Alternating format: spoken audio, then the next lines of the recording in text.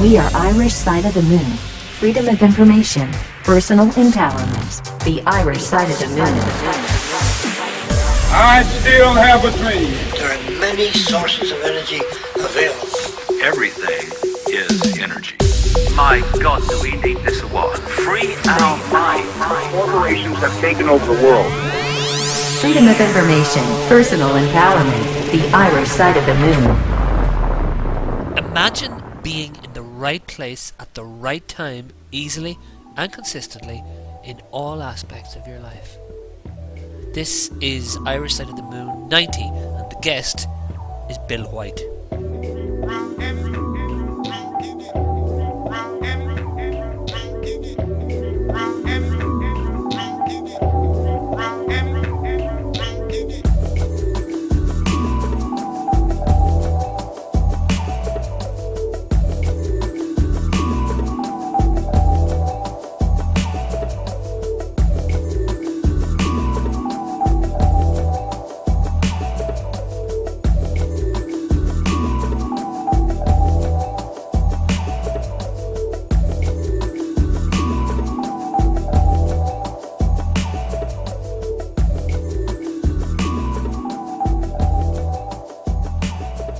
Hello! You're very welcome once again to the Irish Side of the Moon. This is 90, show number 90, interview number 90. The guest is Bill White, Synchronicity Expert of synchronicityexpert.com.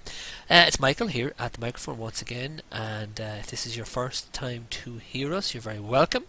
If you found us through a download, through internet radio or old-fashioned radio, whatever it is, you're welcome. And please check us out. Go to your nearest friendly search engine and Google, for example, or go anywhere. Bing. Does anybody Bing? Irish Side of the Moon. And you'll find us. We're .blogspot.com. You'll find us on Twitter, MySpace. I don't know if anybody still goes there, but we're there. But most of our activity is centered out really from Facebook in terms of the daily posts. Facebook.com, Irish Side of the Moon. Nice community building up there, and you're very welcome to join that community. And there's access there as well to the show archive. A lot of very interesting guests covering a wide variety of topics, everything from health, finance, spirituality, education, health, aliens, 9/11, vaccinations, Tesla, spirituality, whatever. I'm just saying the same things over and over again here. Marijuana. That's not my excuse for saying the same things over and over again. It's just another topic that we've covered on the show. This week's show, let's move on. Let's start talking. Bill White was born in 1969. At the age of 10, 5 members of his family died, and he began to immerse himself in a study of ancient and modern philosophical, theological and metaphysical traditions from throughout the world, seeking an answer to the question of what it was all about and what's the use of it anyway. Bill's studies continue to this day, and his websites, products and services provide the seeker with a much needed synthesis of the various traditions available. His website is synchronicityexpert.com, and sit back and listen now as we speak to Bill White.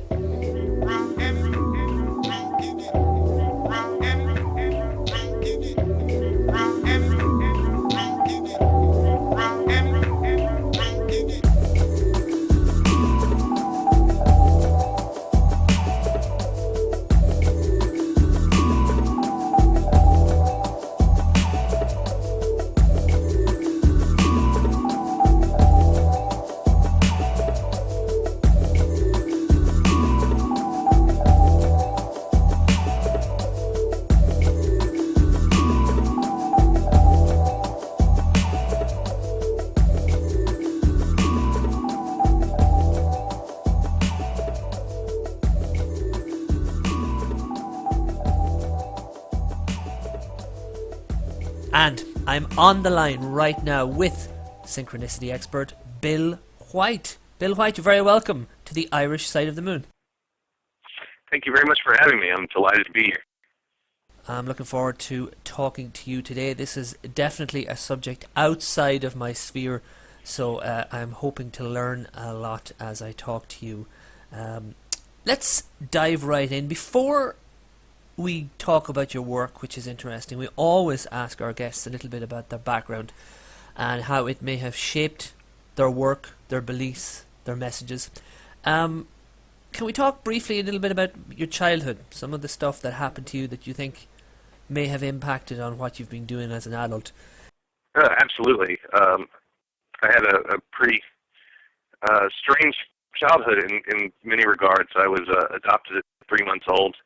I was raised in a home where I had a haunting that continued through the better part of my childhood, and probably the most significant event that happened during my childhood was I had 5 deaths in the family when I was 10 years old, including my grandmother on Christmas Day, and during the same year my parents separated. So at 10 years old, I basically had my world come crashing down around me, and it was at that point that I became,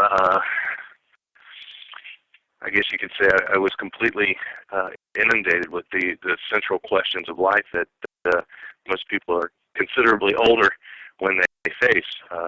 Well, you had faced things at a young age that most of us were very blessed. Most of us don't need to deal with at such a young age. So I can understand that at 10 you had experienced what maybe most of us might get to 30 or 40 before we have to deal with, like the death of a grandparent. You know, in modern times people are living older and older, so it's not that unusual for grandparents to stay with us for a long time, etc. And again, a breakup.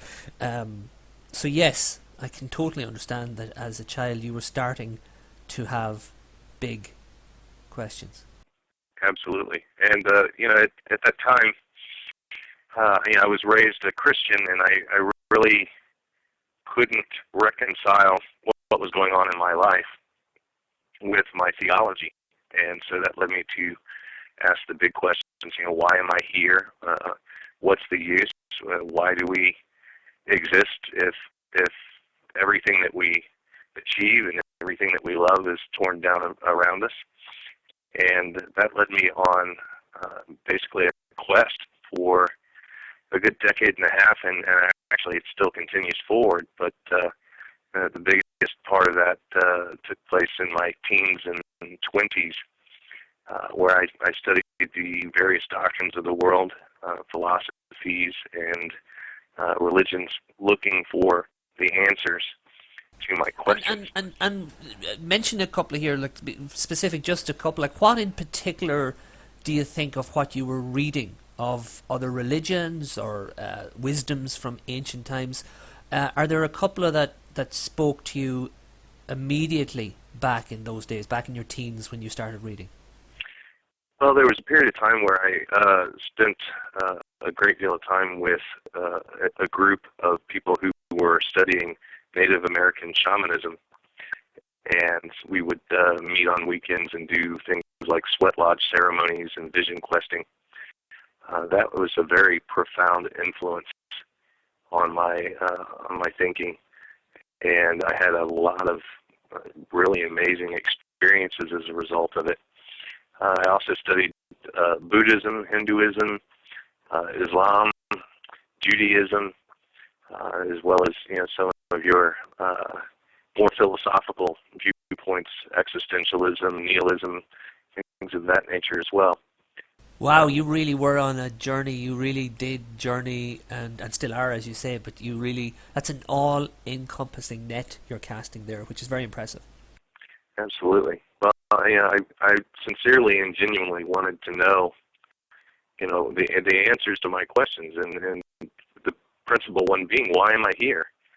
What is the purpose of life? What is the meaning of life? And as I continued forward with this, one of the most remarkable things that I found was that when I started to reach out with these questions, and I'm sure a lot of it had to do with the emotional intensity of the experience, but whenever I reached out, something, call it God, call it a higher consciousness, call it the collective unconscious, whatever it is actually, and we can splice that hair down the middle many times and say, from a logical standpoint or from a faith-based standpoint, what is the truth of the situation? But no matter what, we want to take a stance on that. When I reached out, something reached back, and I began to have very profound experiences. Okay, looking at all of the different religions and the different spiritual masters, etc., down through the ages, what are the similarities? What things did you start, because you were reading, and you were learning, you were studying, but surely you must have started to spot the common threads, the common themes. What similarities did you start to notice and pull towards yourself? Well, probably the single most common element that I've discovered in the vast majority of doctrines out there is the concept of karma, or of what comes around goes around. And that really kind of, I think if you really just put that into context and view it as you get out of the universe what you put into it.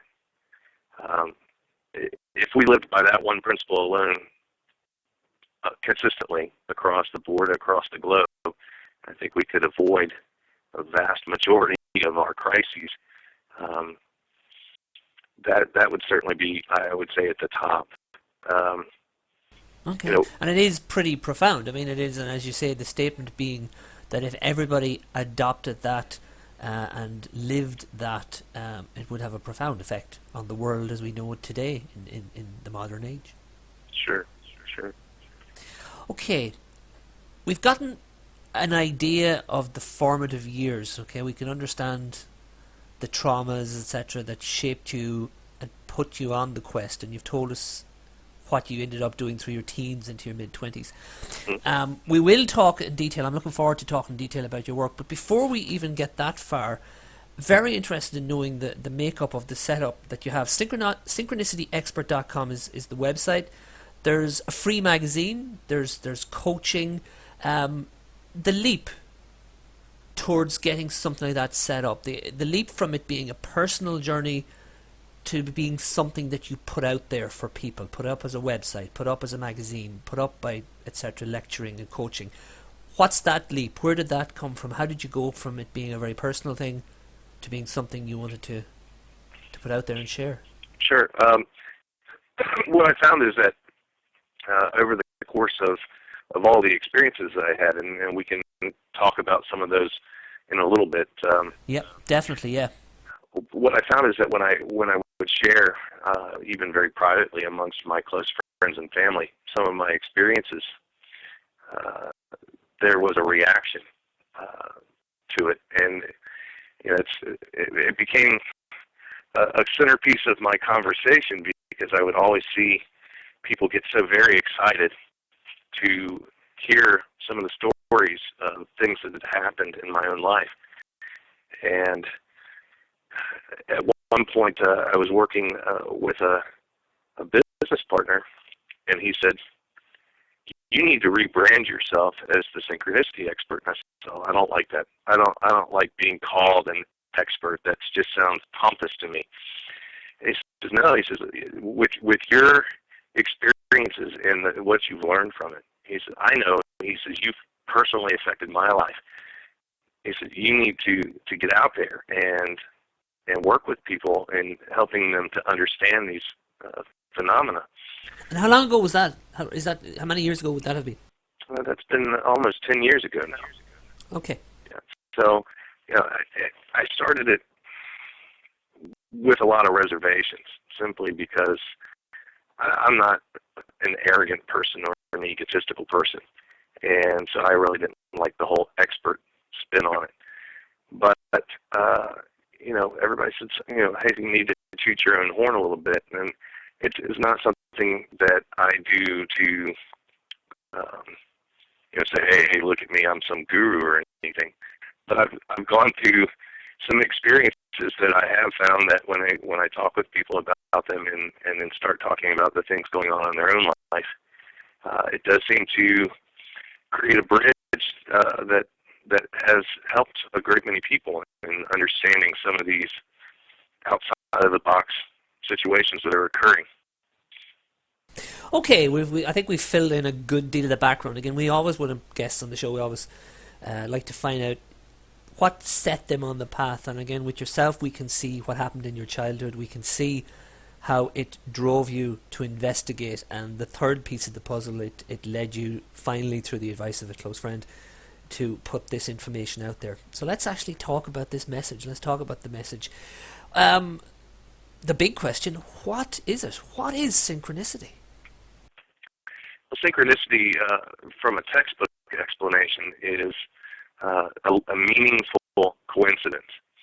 And meaningful coincidence, typically, you would take the viewpoint that it's meaningful to the person experiencing it.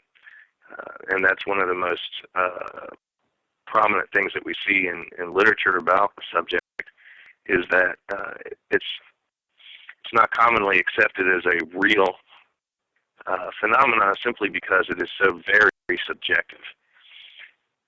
And so, what we're talking about here is when multiple situations conspire in a moment in your life that has a personal significance to you. It may help you make a decision. It may urge you forward.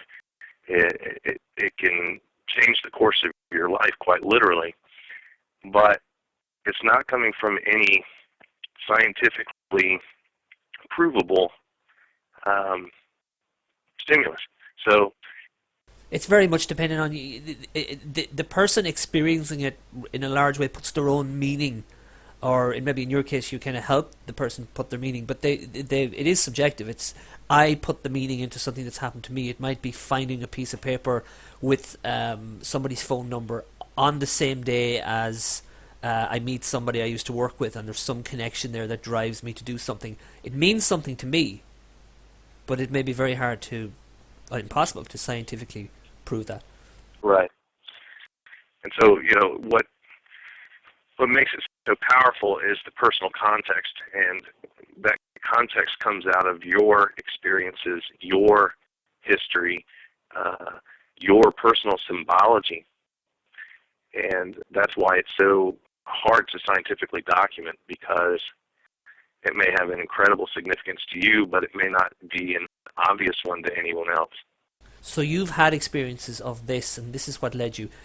Any that you can share with us, things that have happened to you that from your personal perspective, they meant a lot, and how that fed into what you're doing now?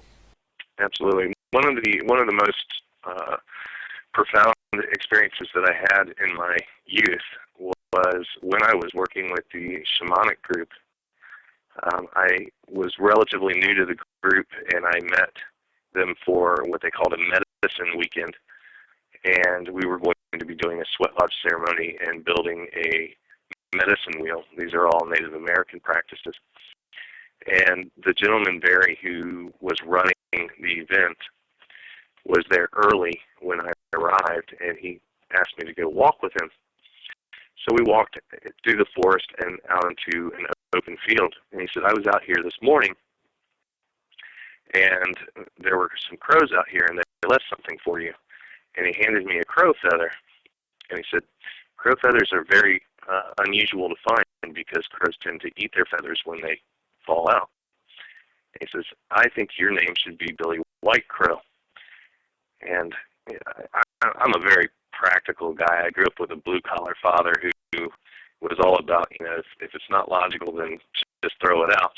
So, I kind of tongue-in-cheek said, yeah, okay, my name is Bill White. He wants to call me Billy White Crow, sure, whatever, And so I took the crow feather, and we went through the weekend, and we did a sweat lodge ceremony and things. And so the next week, I was in the early part of high school at that point.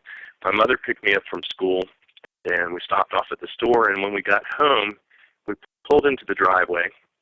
We got out of the car, and we just heard this incredible amount of noise coming from our backyard. So I start walking down the driveway to the backyard, and I'm about 3 steps ahead of my mother, who's following me. And I walk into the backyard and I look at the source of the sound, and there's a whole murder or flock of crows in our walnut tree, and in the center of the crows was an albino crow. If you recall, he said, we should call you Billy White Crow. Now I'm staring at an albino crow, which is a considerably rare occurrence. And as we stood there kind of in shock, because of course I told her about the weekend before, the crows took flight and they circled over my head. And then all of the black crows took off, but the white crow stayed and circled over my head for another few minutes. So a very profound synchronicity. And it's important, obviously, to be aware, to be awake to these things. Like, can you speak for a moment? And this comes from Gabriel, another one of the team who would love technology. Prevented him from doing this show, but he would love to have spoken to you directly. But one of the things that Gabriel threw towards me to pass on to you is about this: the importance of the questions we ask ourselves on a daily basis. Because surely, is that a key element of recognizing synchronicity? Another person in your shoes that day might have been in a hurry. Oh, I have to get in because I'm meeting someone at 8. I have a phone call to do. They would have walked right past. So how important are those questions we ask ourselves? I think that's very important. It's synchronicity happens to us a lot more frequently than we're typically aware of. There's an aspect of our mind in our brain called the reticular activation system, and what its purpose is to filter out the vast amount of data that our five senses take in that is not relevant. You see, our five senses record literally everything that we encounter 24 hours a day. And if we were to actually have to consciously process all of that information, we'd probably go insane. It's just too much information for us to process. So we have this function in our brain called the reticular activation system. The Whalen Lab did some studies on the amygdala, which is a specific part of the brain, and found that it does have what looks like a gatekeeper type function, which would lead credibility to what I'm saying. And it basically deals with vigilance. Do you perceive something as a known or an unknown, as a threat or not? And when it activates, it focuses our attention and heightens, our adrenaline response and things of that nature to protect us. But during the course of this, normal day-to-day, we're taking in all of this information. Most of it winds up going into our subconscious, and we purge it out early in the morning in the dreams that we have. Right. So a big part of synchronicity and becoming more aware of synchronicity in your life is to begin to pay closer attention to what's going on inside of your mind, and also closer attention to the world around you. I often say that intuition, which most people know well what intuition is, that feeling in your gut that pops up just in the nick of time to avert a disaster or to signal you to do something. Intuition is like the opposite side of synchronicity. It's like two edges of a sword. So they work in conjunction with one another, and they kind of interrelate. But intuition being that which springs up from within you, and then synchronicity, that which echoes back from outside of you. Okay, now that is very interesting. So yeah, they're like flip sides of the coin, as you say, opposites of the sword. One from inside, one from... Okay, interesting. Very, very, very interesting. Another question here from Gabriel, again, it feeds perfectly into what you're saying. Methods, tools. What are the useful methods, the useful tools that you can tell us about which will allow us to heighten awareness of these synchronicities that are happening around us? Meditation, I presume. Yeah, go on. Yeah, absolutely. Meditation, anything to increase your awareness. There's a specific practice in Buddhism called mindfulness, and that's all deals with focus and intention. That's very, very useful. There's also an exercise that I have my coaching clients do, that I have you go through and make a list of things that are significant to you. Typically I start with saying, draw a timeline of your life and list all the significant events, and then look at all of those significant events and identify those things in those events that were important to you, and then make a list of 3 to 5 things for each of the important things in these events that would be symbols of that for you. For example, it might be that as a child, your father gave you a stuffed animal every year for the first 10 years of your life. So whenever you see a stuffed animal, it may make you automatically think of your father. These are what I would call personal metaphors or personal symbols. And this is where, when we're dealing with synchronicity being such a subjective experience, your personal symbology is part of the language that synchronicity speaks, because synchronicity happens quite often in a very metaphorical fashion. Okay. So and anything... Yes. Yeah. It's what meaning to you. Yes. Right. I get you. So any activity that you can do to expand your vocabulary of personal metaphor and symbol is going to also heighten your ability to recognize and understand the synchronicities that are occurring in your life. And I don't mean to be flippant, but I mean, my instant reaction, having observed much in my own life, is that would it be fair to say, or is it unfair to say, that many people are oblivious to themselves, oblivious to these signals, signs, meanings, but just oblivious to themselves? I think sometimes people, too many people, just don't know themselves. How would you feel about that? I think you're absolutely right. The pace of living, just in the last decade or two, has quickened so very much, and we're constantly bombarded with marketing messages, and we have such a greater degree of responsibility in just trying to survive and provide for our families. And there's just this great hustle bustle. I mean, we go back 50, 60 years, 100 years, the pace of life was much more slow, and you had time to ponder the moments and get in touch with yourself and understand the world around you, because you actually had time to stop and smell the roses, so to speak. The pace of life having increased so much, I think, yes, a lot of people, a vast amount of people, are completely out of touch with themselves and with the world around them. I like to also, mention to people, when is the last time you stopped and watched a sunset? When is the last time you walked barefoot through the grass and just got into feeling the texture of the grass under your feet? When is the last time you watched a bird, bathing in a bird bath? These kinds of things point out just how quick the pace has gotten and how much we take for granted every day. Just the small wonders that are going on around us all the time. Okay, let's look at some specifics. The first one, you've already mentioned it there. Come back a small bit and talk to me a little bit about dreams. What are dreams? Well, that's a question that science has been trying to answer for a long time, and they've got their input, but I don't think they've quite gotten a hold of it.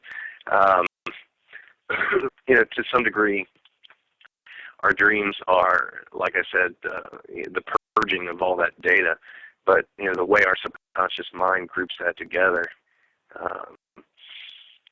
quite honestly, sometimes there has to be an intervention there. I've talked with so many people who have had dreams that later came true in reality, and a lot of times we talk about experiences of deja vu, where you're in a situation and you go, wait a minute, this has happened before. I've had profound instances of deja vu, sometimes lasting as much as 2 minutes, which, if you're having a conversation for 2 minutes and what what not only you're going to say in the conversation, but what the other person is going to say for 2 minutes. That's a long time, and it's a pretty startling experience. But I started to trace that back to understanding that the reason that I remembered it is not because the situation occurred before, but because at some point I had dreamt of that conversation previously, and so that's why it was so familiar. So I believe that there is an aspect of our subconscious mind that is not restrained by linear time. We consciously, we live, past, present, future. We're living moment to moment. But I believe that there is a function in our subconscious that is kind of outside of that time continuum. And a lot of the doctrines that I've studied have indicated that time itself is an illusion, that we've really already experienced everything that we're going to experience. It's just that our conscious perception isn't aware of it. So that would explain that, at least in some way. But dreams often speak to us in metaphors too. And my mother was an avid student of dream interpretation. I learned quite a lot from her over the years about looking at dreams and what their meanings are and what they're trying to tell us. From a psychological perspective, a lot of times we're working out our issues in our dreams, and that accounts for a lot of the interactions where we may be fighting with a spouse, or finding ourselves embarrassed on the stage in front of our peers and things like that. But also, our dreams, our subconscious will communicate with us through our dreams and tell us the things that we need to be looking at in our lives, and a lot of times will be the beacon to the things that we're consciously trying to ignore and making us address them. What about those of us that tend not to remember? I rarely remember my dreams. Obviously, is it something you work on in the mornings to recall what you've been through, if you really want to find out what's coming at you from that aspect of your life? What do you do? What do you say to somebody who says, "I don't remember my dreams very much"? Well, dreams are like synchronicity in many respects, very reliant on your attention.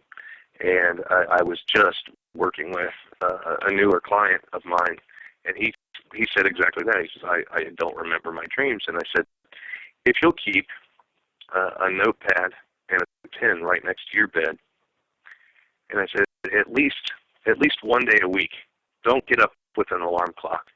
Just sleep and allow yourself to wake up when you wake up. Because that's one thing that I think frequently makes us forget our dreams. The alarm clock goes off, we've got this loud, obnoxious sound. It startles us awake.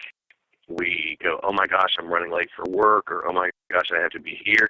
And we jump up, and the first thing we're doing is we're either making a mad dash to the kitchen for our coffee or tea, or we're going to the bathroom and taking care of our hygiene and our other business. That immediately just wipes those dreams out. So if we take a more leisurely approach about getting out of bed, and we allow ourselves to wake up at our own pace, and then we immediately look to that notepad and say, okay, what was I just dreaming? A lot of times we'll start getting details. You might not remember the whole dream, but you might remember some fragments, and you write them down. And what this is doing is it's telling your subconscious, okay, now I'm paying attention. And once you acknowledge that your subconscious is communicating with you in dreams and that you are paying attention, you will find that you'll begin to recall your dreams more frequently. Okay, interesting. Okay, let's talk about numbers. Talk to me about the meanings of numbers, the idea that numbers will appear to us repeatedly. What's all that about? The numbers is another it's another means of symbology, and most people think of numbers as mathematics, prices, things of that nature. So they don't really think so much about what does a number mean. but there's in Judaism, there's a branch of Judaism dealing with a system called the Kabbalah, and actually the Hebrew letters also have numerical values. So we have a lot of history here where letters also have a numerical equivalent or value. And in Kabbalah, they talk about a system called gematria, which is where you would take words and determine their mathematical meanings. And if you find two words that have the same numerical value, then there is a connection between them. And that's a point of meditation in Kabbalism to a great degree. But you also have numerology, which there are different systems of numerology, but that also talks about the meaning of numbers. So studying on those subjects, we begin to learn, what various numbers mean, and that's just another part of the vocabulary of synchronicity. If you see like the number two generally deals with communication. You're also dealing with duality. So you start to look at the metaphorical meanings of numbers, and using that as another part of your vocabulary. And I found that the more you pay attention to synchronicity, the more it will happen. And the more it happens, and the more you strive to understand it, the more you can actually utilize it as a practical guidance system in your life. So with numbers, there's another number that I have to bring up because it's talked about so much anymore, and that's 1111. A lot of people talk about seeing 1111 repeatedly, and even personally, I've had a lot of experiences with this phenomena and its derivatives: 111, 222, 333, 444. 1111, and there's a lot of different schools of thought about what it actually means. What I got in my meditations about it was that 111 was one God or consciousness, one you, one choice. It's a gateway, and it's a beacon system. Usually, if you see 1111 repeatedly, it means you're walking your path. You're where you're supposed to be in the moment, and it'll very frequently show up when you're going through significant changes in your life, whether that's getting ready to move to a totally different location, getting ready to get married, getting ready to get divorced. Big changes in your life will a lot of times manifest this recurring 1111 pattern or its derivatives. And I often say that a central part of my philosophy is that I've come to believe that there is free will and there's destiny. And most people say it's got to be one or the other, and I say no, it's both. If you imagine your life from birth all the way to death as a straight line, and if you made every choice in your life in alignment with why you were born to be here, you would be walking that straight line. That would be called destiny. But we have this little thing called free will, and sometimes we make good choices, and sometimes we don't. Sometimes we honor ourselves, and sometimes we don't. Sometimes we're making choices in alignment with our purpose, and sometimes we aren't. That would be a sine wave weaving back and forth across that central line. And I believe we have destiny and free will coexisting because we have the decision, or the right to make the decision of whether we want to fulfill our purpose in the world or not. And synchronicity is metaphorical because if we had a bearded man in the sky parting the clouds and telling us what we're supposed to do, we'd be also terrified that we do exactly what he said, and that would be that. That's not free will. But when we're urged through synchronicity, we can look at it and explore it, or we can ignore it. And it's very easy to dismiss it and say, oh, well, that's just a coincidence. So that preserves that free will. And yet, if we start to pay attention to synchronicity, I won't say that synchronicity is going to make you believe in any particular religion or God, but I will say this: if you have recurring synchronicities long enough, you're definitely going to believe that there's some sort of intelligent being or force in the universe that's kind of guiding the way. Okay, let's take a very short break here on the Irish Side of the Moon. We're talking to Bill White, synchronicity expert of synchronicityexpert.com, and we will be right back to continue this conversation. Stay with us. You're listening to The Irish Side of the Moon. You can hear our new episodes every Monday on radiomedia.org and irishsideofthemoon.blogspot.com. You can also download episodes from iTunes, Stitcher, and many other sites. You can follow us on Twitter, you can join our Facebook group, and if you're already in the group, don't forget to invite your friends. If you have any ideas for future guests on the show, send an email to shane@theirishsideofthemoon.ie.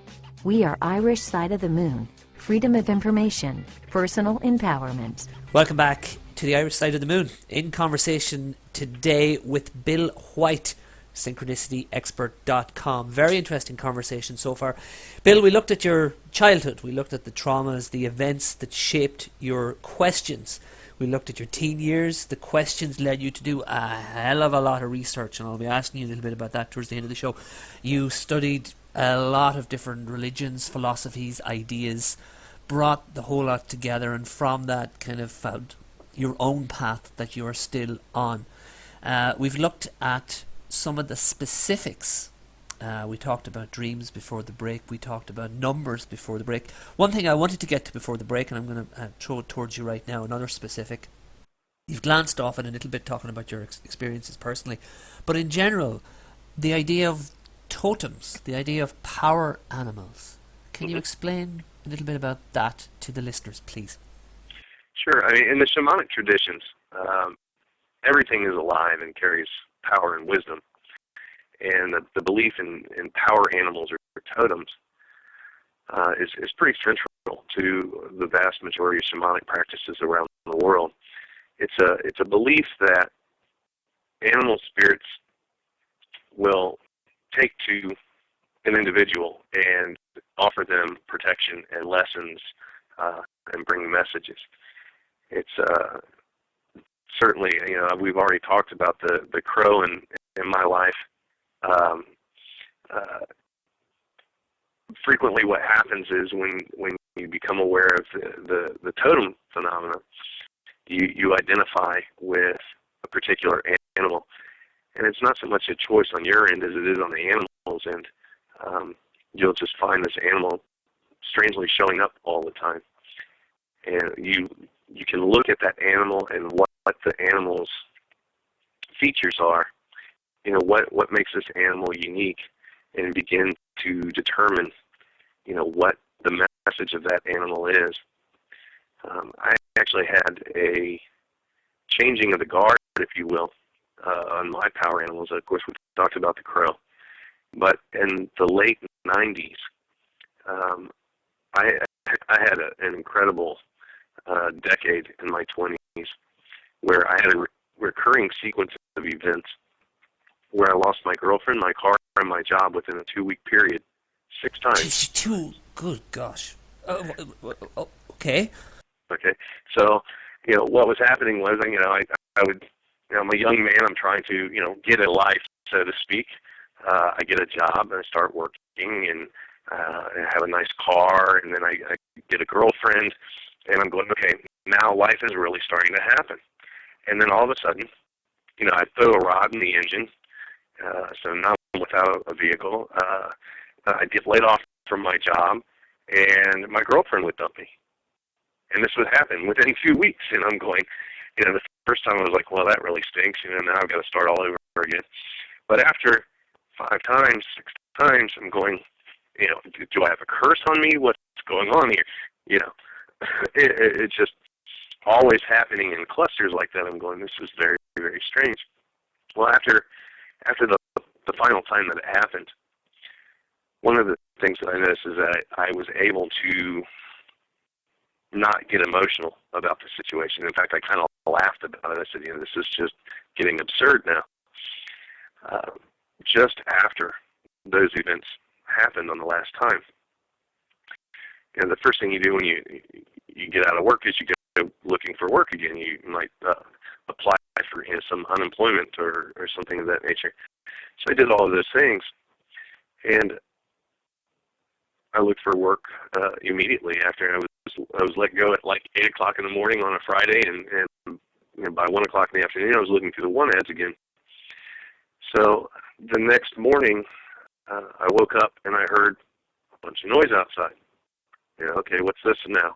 So I go outside, and there are 3 crows chasing a red-tailed hawk over my house.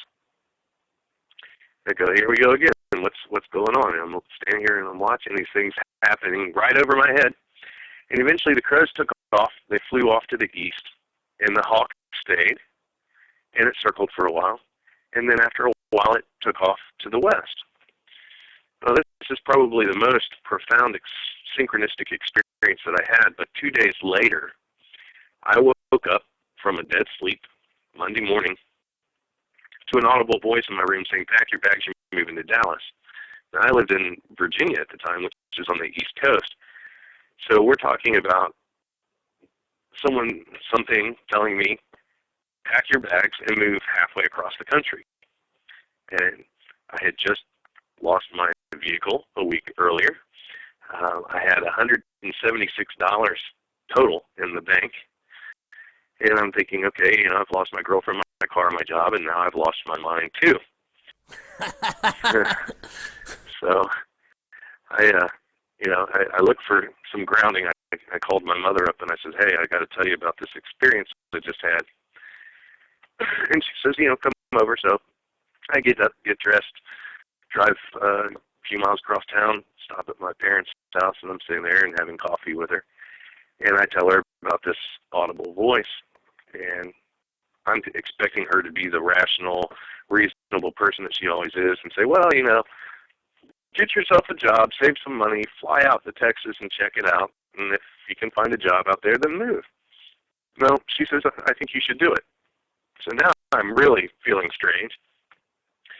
But I had just happened to talk with a woman in Texas briefly a few months before who actually contacted me through a dating site, and I told her, hey, I've got a girlfriend and all I can be is a friend.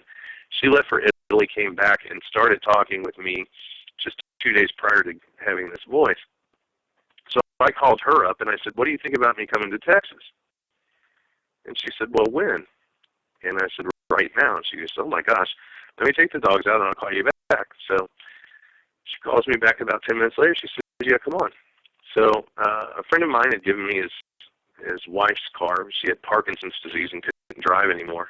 And it was I wouldn't even almost call it a car. It ran, but that's about all I can say. I wasn't sure it could make it to the edge of town, let alone halfway across the country. And so by 10 p.m. that night, I had packed everything that I could into the car, and I drove 26 and a half hours across country to Dallas, Texas, with $176. I wasn't even sure I had enough money to pay for the gas, quite honestly. And the interesting thing is that during the whole entire decade of my 20s, as I said, everything would collapse. As soon as I would build my life, it would collapse. It did it again and again and again. When I got to Texas, and I did make it, within 6 months, I was married, expecting a child, building a house, and I had a thriving career. Wow, okay. That's a change. Yeah, and it was a very, very, very dramatic change. And, I like the sound of that. I'm going to Texas tomorrow. I like the sound of that. I want to do that. Right.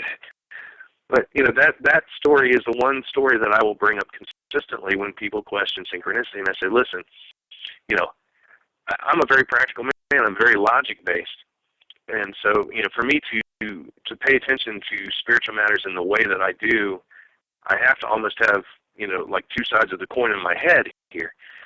I'm very practical, and I'm very against the dime store psychic and the Sunday morning horoscope kind of stuff. I mean, that's just, to me, it's just fake. But I say, whether I had a psychotic episode and heard this voice telling me to go across the country, or whether it was direct intervention from some sort of supreme being or higher consciousness, my higher self, whatever you want to say, the results are I went from, barely scraping by, having a heck of a time, having any kind of a functional life in one spot, and after this voice and heeding it and going across country, I have a successful and fulfilling life. The end result, and this is, I'm always about the practical, the end result was phenomenal. And so that is enough for me to say, okay, when these things happen, I'm going to pay attention. Yeah, okay. But is there, now this is interesting, is there a dangerous side to that? Because is there an element of everything will be all right if you just watch for the signs, and is there a danger that you could end up advocating somebody not striving anymore? Would there be an element of people feeling, well, I shouldn't strive, I shouldn't set up a business, I should wait and watch, I won't run with this idea because the universe will send me a signal, and then they might wait and nothing might happen? Right, and you're absolutely right about that. One of the things, hallmarks of my character is I've always been a very active person. I'm the kind of person that, I don't know what boredom is. I actually probably, one of the most traumatic things that I realized in my early adulthood was that time is so fleeting that I'm just not going to be able to do everything that I want to do. So very wise. It's a great step of wisdom. When you recognize that, you get more from everything, I think. I think you're right. But, synchronicity is also known as the flow. A lot of people refer to it as the flow. And being in the flow, going with the flow, these types of sayings, what it's all indicating is that we need to be active. We need to be in the mix and active in our lives and connecting with other people and situations. So synchronicity is definitely fueled by activity. And it's, I'll talk about the fact that when we send, a spaceship to the moon, we're off course about 80% of the time. But there's course corrections. And what synchronicity does is it helps you correct your course. It's not going to, it's not going to drop the perfect life in your lap while you sit there waiting. And there's a lot of stories in the various doctrines about how you can go off to a cave and meditate for 60 years and find enlightenment, but if you can't take enlightenment back into the center of an urban city and still have it, then you really never had it. So, it's very, very interesting. Very, and I like some of the ways you look at it. I like the way you look at it. Next question. Again, here on Irish Side of the Moon, we like to criticize. We like to critically analyze some of the messages that come our way. Mm-hmm. And this is the most obvious one, I think. The most obvious question, and I'm fascinated to hear your response. With regard to the idea of the destiny, the free will, and the idea of the universe sending us these subtle hints, etc., when it comes to issues like kids getting cancer or drunk drivers destroying families or stuff like that, how do you reconcile those kind of events, very much part of the real world, with this worldview that you advocate and that you have found so much reward from? How do they fit together? How can you reconcile those? Well, let me preface it by saying that, losing a child, being a father myself, I mean, the thought of losing my child is probably one of the most absolutely horrible things that could ever happen, and certainly one of the most difficult to move beyond. We're talking about just the most extreme tragedies.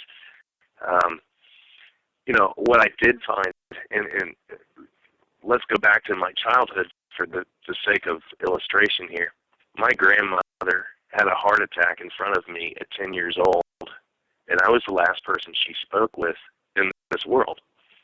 Literally, I just finished opening my presents. I was sitting on the couch. She was sitting in the rocking chair just within arm's reach of me. I said, "I love you, Nanny." She said, "I love you too, darling." And she leaned back in her chair and she died right in front of me. Certainly a very tragic situation, and for a 10-year-old, just monumentally significant. Of course, yeah. I can't imagine. I cannot imagine.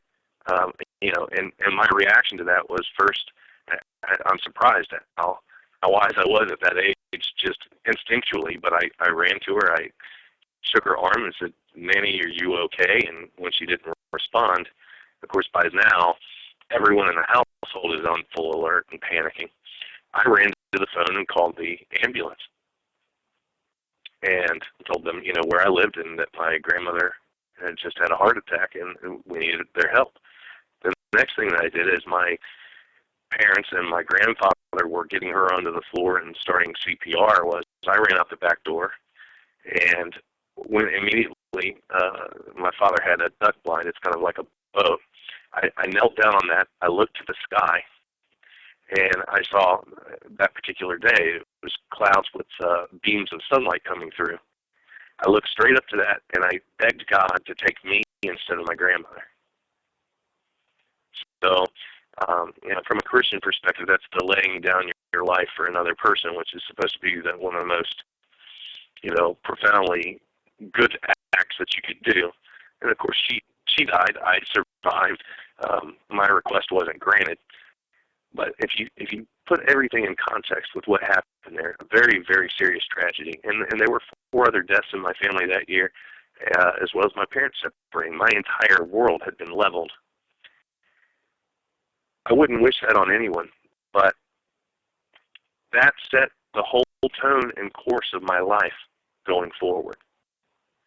And I can point to, there's a woman, and I can't even recall his name off the top of my head, but he had a famous television show here in the States about finding criminals, and his son was abducted and decapitated. Yes. Right? Yeah, I know who you mean, yeah. That set the entire course of the rest of his life. Now, my heart to this day, I mean, I think about what he went through, and I'm just horrified, and it almost brings tears to me to think about. But because of what happened to his son, it set his destiny on course. He took that experience and ran with it and made a difference in the world. And, you know, I believe that we are immortal. I believe that, you know, when we die, our body passes away, but I believe our spirit lives on. If you look in the context of eternity, anything that happens in the course of this life is as awful as it could be. If we're going to be reunited with the people that we love beyond the grave, and we're going to have an eternity together, this is a blip in the, you know, it's just a drop of water in an ocean. So I'm not in any way trying to belittle in any degree the severity of tragedy that we're talking about. But quite often, you know, it's the bad things in our life that shape us the most profoundly and lead us into different directions. Yep. No, I can nod. I'm nodding here. It doesn't work very well on radio or in telephone conversations, but yeah, I'm nodding along because I think it is a good from the heart response to difficult questions, because it is a difficult question we all deal with. Why does cancer happen? Why do these things happen? Why do people that we love die? And I think the responses you give kind of are the sort of ones we find as, hopefully, as deep thinkers, all of us wrestling with those same issues. Let's come back a little bit to your work. Let's come back a little bit to the website. Let's talk about it specifically. The website, I keep saying it wrong, synchronicityexpert.com. What are you hoping to achieve? What will people find? What can somebody find when they go to your website? I see you do coaching. Tell me a little bit about the work you do with people. Explain to us all what that's all about. Well, there are a lot of types of coaching.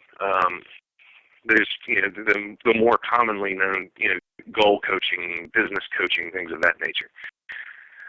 And while I can do that, and I'm qualified to do that,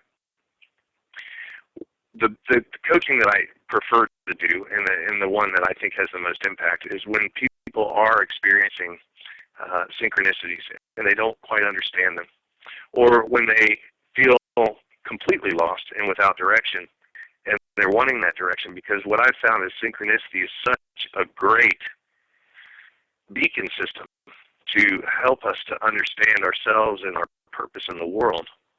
And so my coaching practice is geared towards,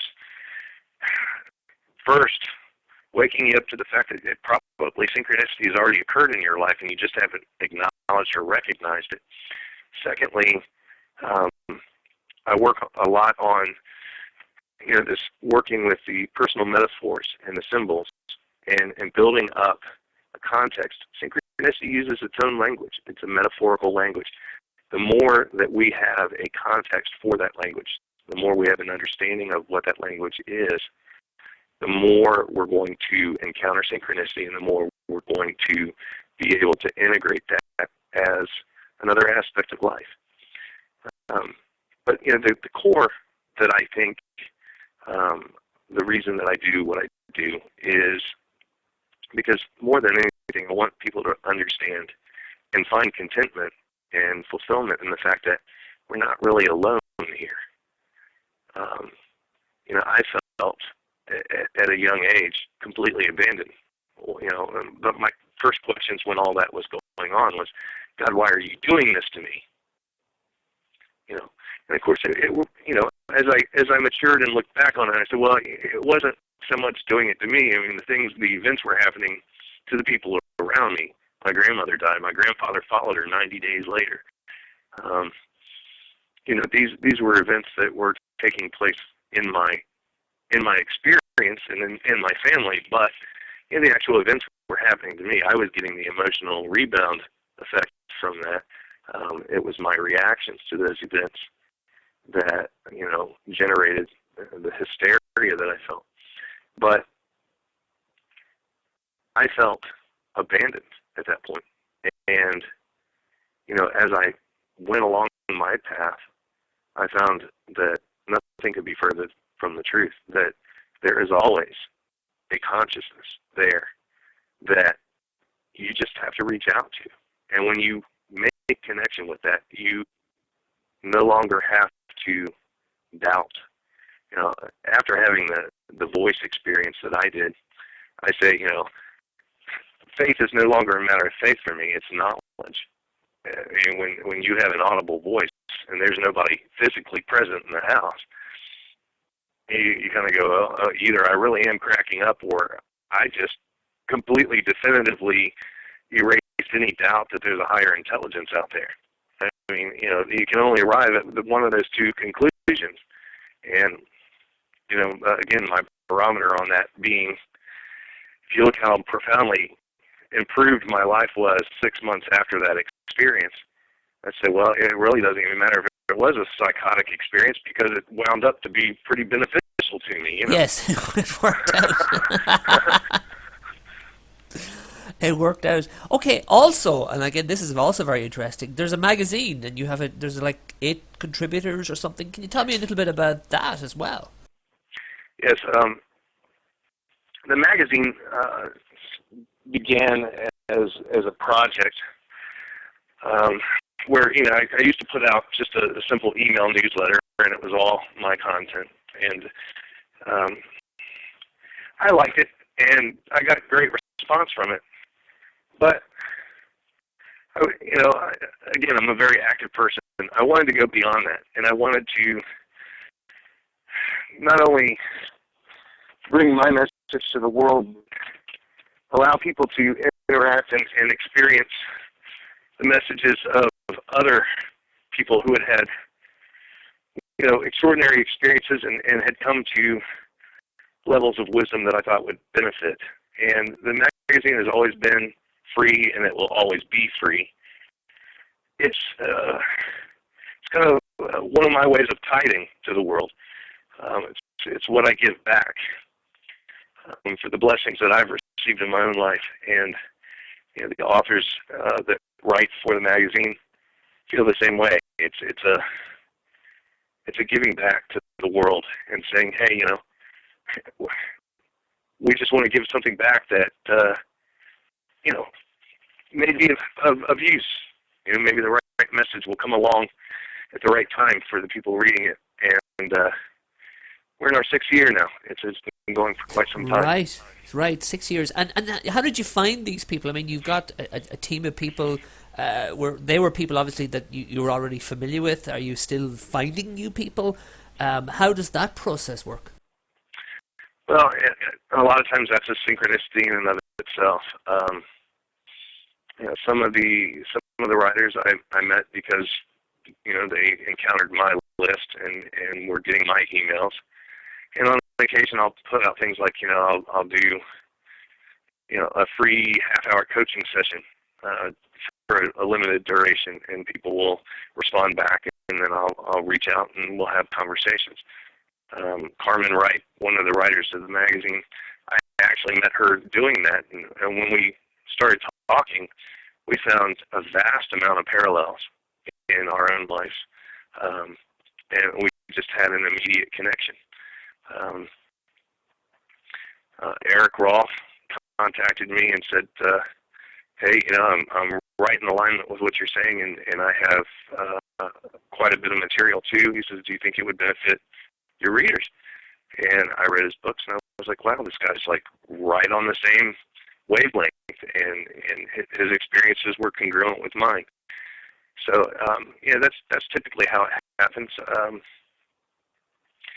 Being open to possibilities and having the awareness, you meet people. One of the things that I consider a hallmark of our magazine is that everything it's both spiritual and practical. I don't like to say anything bad about anyone, but I talk about dime store psychics, and I grew up with supernatural occurrences in my household from the time I was an infant, and I'll be the first to tell you that supernatural phenomena does happen. Some of it's pleasant, some of it isn't, but I would definitely say it's a very real thing. I've experienced it. I've experienced it in the company of more than one person who same experiences. So from a rational standpoint, I look at it and say, hey, it's real. But there are a lot of people that I believe are either trying to monopolize in some way on the supernatural and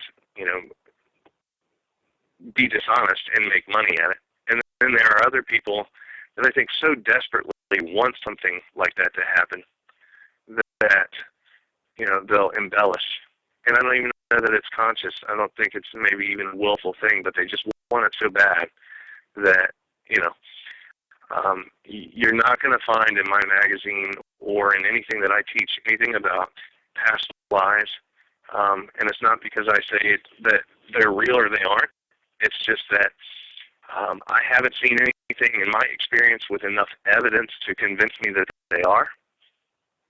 I don't do a lot of the fairies and unicorns and, real fluffy, new agey kind of things. And I'm not going to say, hey, it's wrong to do it. I believe in personal liberty. Probably that's one of the most important things to me in the world is personal liberty. Your right to be who you are and choose what you want to do. As long as it doesn't hurt anybody else, I don't see any harm in it. So, I don't push my personal religious beliefs on anybody. But I've always wanted to maintain, that very responsible. I am only going to say things that I know are true. If I speak about my beliefs, I identify them as beliefs, not facts. And that's our approach consistently in the magazine, that, everything is going to be very practical and very honest. Practical is something that comes back. It's a word you use a lot. You do come. It's obvious you come from a a practical upbringing. You mentioned your father at one stage, and it does seem to colour what you do and what you've done ever since.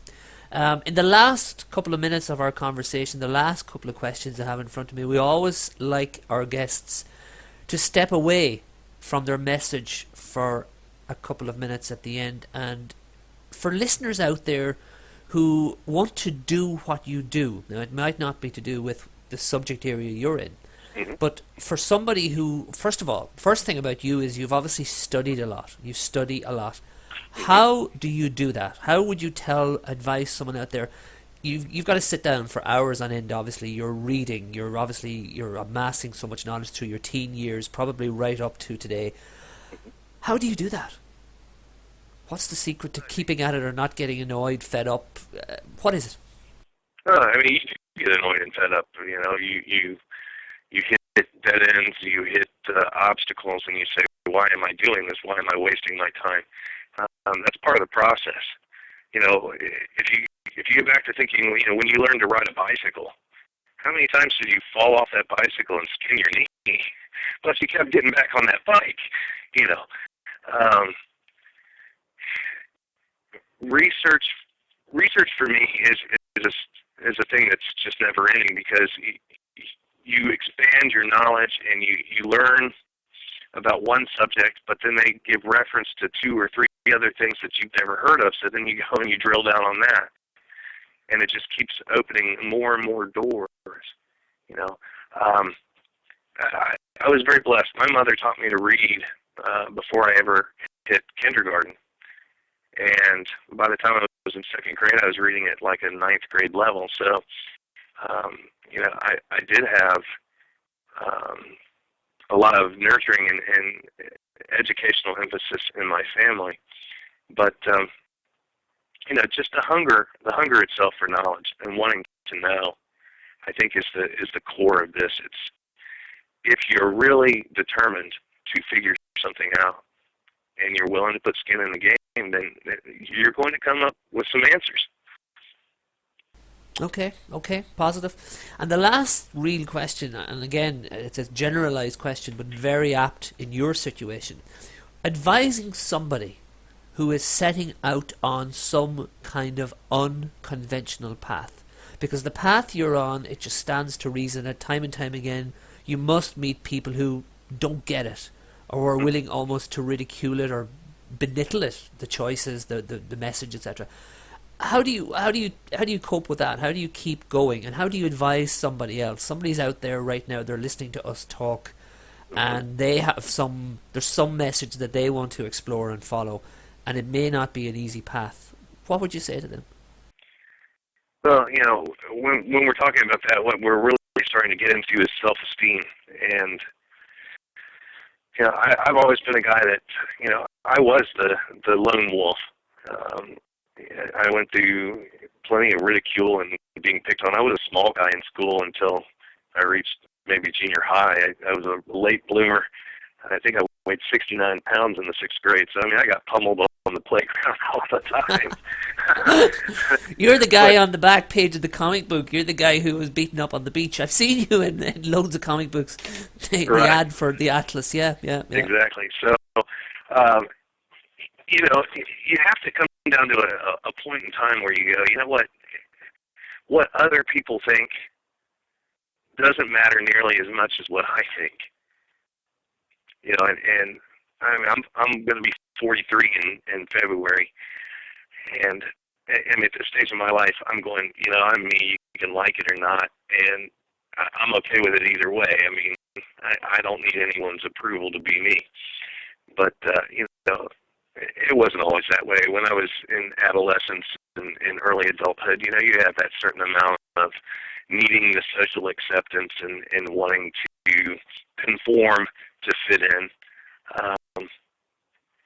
But I think, you know, if you're wanting to live something unconventional or explore something unconventional, or you know, maybe people consider you a bit eccentric, you know, really, I mean, it doesn't matter what other people think. You've got one life. At least, you know, even if you believe in reincarnation, you got one life as the person you are today. So, I'm not going to say, hey, if you have a dream and a drive to go be a serial killer, go do it. I mean, don't hurt anybody else. but I mean, if you're, I've met people from all walks of life, and I've met people from every economic level. I've met people from 84 different countries. Certainly encountered people that have beliefs radically different than mine. And, if we all just treat each other the way we want to be treated, then we should all be able to live the life we want to live, because ultimately we're going to have to answer to it if there's anything after this life. And again, I'm going to go back to that practical thing. From a logical standpoint, you can believe in any religion you want, but do you really know that you're right until you die? When you die, if you die and you're at the pearly gates and there's God waiting for you, then you're right. But and we've got wars going around the world about my God is bigger than your God and stuff. And I go, hey, you know what? If God is omnipotent and omnipresent and He doesn't agree with your viewpoint, I'm going to let Him take you out if that's what He wants to do. It's not my job, right? We can all coexist, cohabitate, and be ourselves. And it gets back to that whole personal liberty thing. Be who you are. Believe what you believe. Explore. And enjoy your life. Live it completely, and don't worry about what anybody else thinks, because ultimately they don't have to walk in your shoes. Very well said. Very well said. Very true. Very true. Bill White, the website is synchronicityexpert.com. If people want to hear more of what you have to say, we'll have links on our site as well. People can search you out. I hope they do. And hopefully we will have you back on the Irish side of the moon at some stage in the future to hear more of your work and to hear about some of the stuff we didn't touch on today. A pleasure, Bill White, to speak to you today on the Irish side of the moon. A pleasure for me as well. Thank you very much for having me.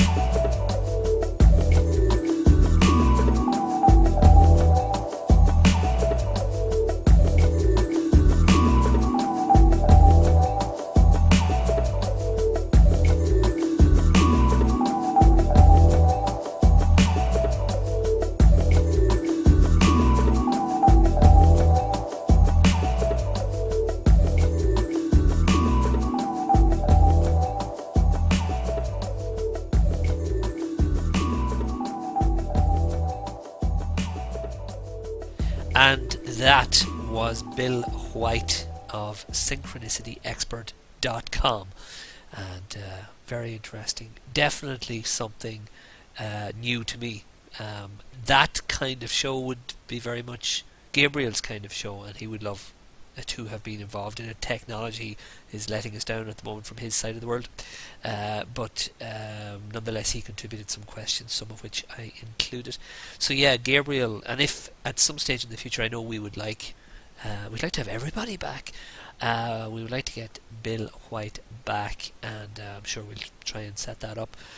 Goodness knows when, but at that time, Gabriel, by the looks of the way things are, would be in a better position to do more shows again, and that would definitely be one that he would like to do, and I would like to hear that one. I would like to hear what Gabriel would bring to that one, but anyway, that's somewhere far in the future. As I say, we would really love to have so many people back. Even last night, just on Facebook, with just a couple of words back and forward with another former guest, a very good guest, just making reference to the fact of getting them back at some stage. How much I was jokingly saying about getting them back, but yeah, I do want them and many others back.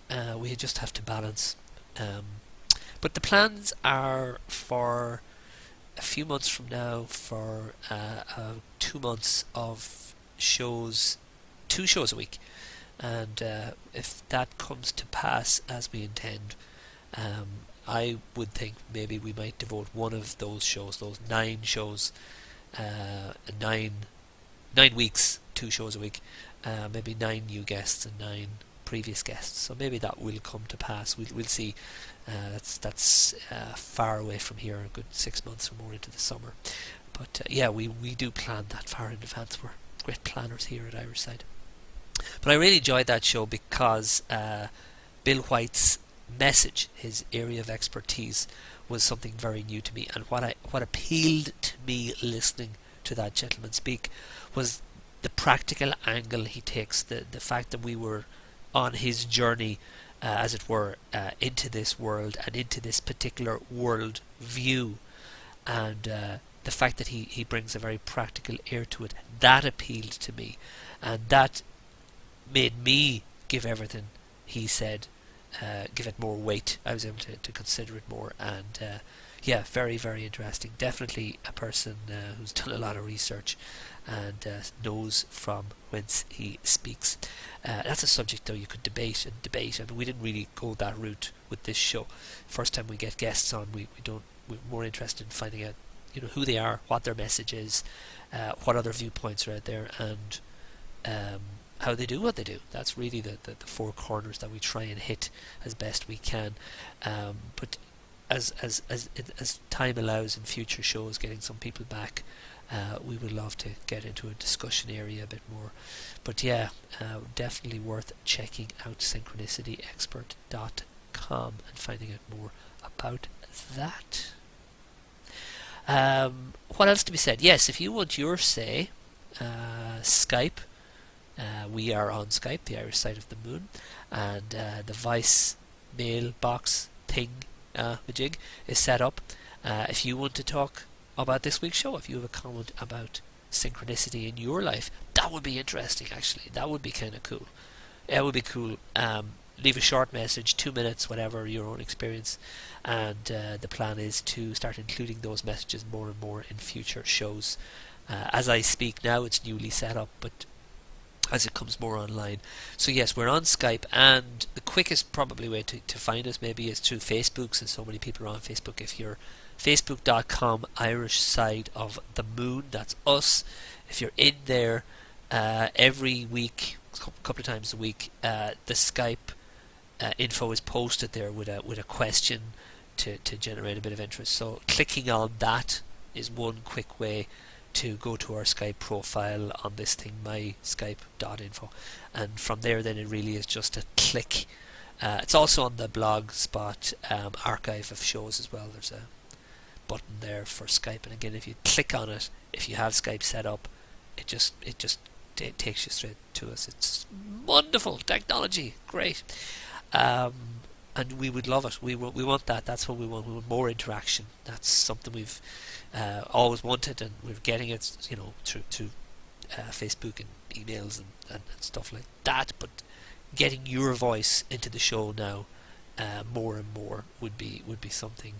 And I mean, you that's listening right now, we would like to hear what you have to say about all of this stuff. Right, in the closing minutes, about 5 minutes left, while I'm on the Facebook, again, a quick rundown through some of the stories. That's the site's updated several times a day, and it's stories that catch our eye, as it were, and then they are then archived along with our show archive. That's again at time of recording as I speak. This is a fairly new thing, but yeah, we're keeping these together again on the blog, all the old stories, and it will be interesting. And the plan there will be to go back and revisit them in 12 months time, but that's down the road somewhere. Looking down through the most recent ones there, filming cops on the street illegal in Chicago. Story there about a law coming into force and somebody falling foul of it. Interesting story, whatever, just well worth checking out. If I scroll down a small bit, there's a speech there put up, an entire speech. Alan Crosby of Thomas Crosby Holdings, basically a newspaper company. Very interesting, stimulating speech. The entire speech is up there. We link to it. It's about new media. It's from the perspective of newspapers and how they feel about new media, and it's very alarmist and very critical, and definitely worth reading. Well, of course it is, else it wouldn't be on the Irish Side of the Moon Facebook page. It's that simple. Everything we put in there is to stimulate. It's not really a question of whether we agree or disagree with it. It's irrelevant, really, how we feel, but everything is we feel is worth considering and reading, and that's why they're there, basically. That speech, if you've got a spare few minutes, it's well worth reading, no matter where you are in the world. I mean, it's not Irish based, as indeed very, very, very little of what we post is completely Irish based. We've more listeners overseas, let's be honest. We know from the stats that it's New Zealand and USA by far, but everywhere, Russia. So yeah, it's not Irish based at all, although obviously some Irish things kind of sneak in there because that's where we live, but don't assume that it's only of interest to people in Ireland. And as well, this how many pages? I'm trying to see how many pages. 17, 18, 19 pages. So it's a little read, but it's big print, so it's not that long either. Worth reading seriously if like some of us are very interested in media, new media, all that kind of stuff. What else? 10 Christ-like figures who predate Jesus. Not really enough time now. Time's run out on me. I was going to read down through that. Just exactly what it says. Interesting list. Number 10 there is Buddha. And again, just a couple of paragraphs, 3 paragraphs looking at the similarities, the parallels, etc. And then it goes to Krishna, 9, goes all the way down. Time's caught up with me. Thank you for listening to Irish Side, wherever you found us, radio, online radio. If you downloaded it, thank you for making the time, and I hope it was worth your time. I suspect that it probably was, but I hope it was. And pass it on. If you found this of use, pass it on. Tell other people about the message of this week's guest, and come back. Who have we got coming up? This was show 90. 91 is Howard Bloom. 92 Terry Jones Brady. That's it. I'm out of here. Michael, thanking you very, very much for your time. Bye.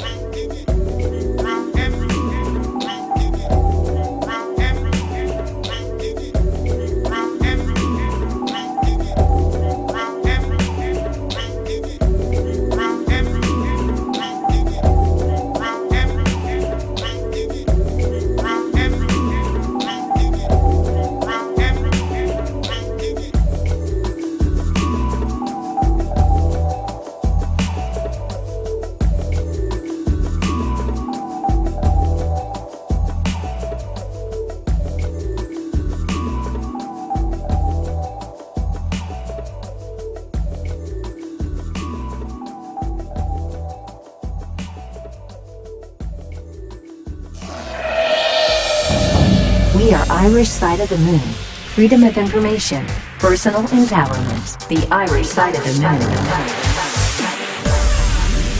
I still have a dream. This is just a ride. change it anytime we want. It's only a choice. No effort, no work, no job, no savings of money. A choice right now between fear and love. Love, love, love, love. Freedom of information, personal empowerment, the Irish side of the moon.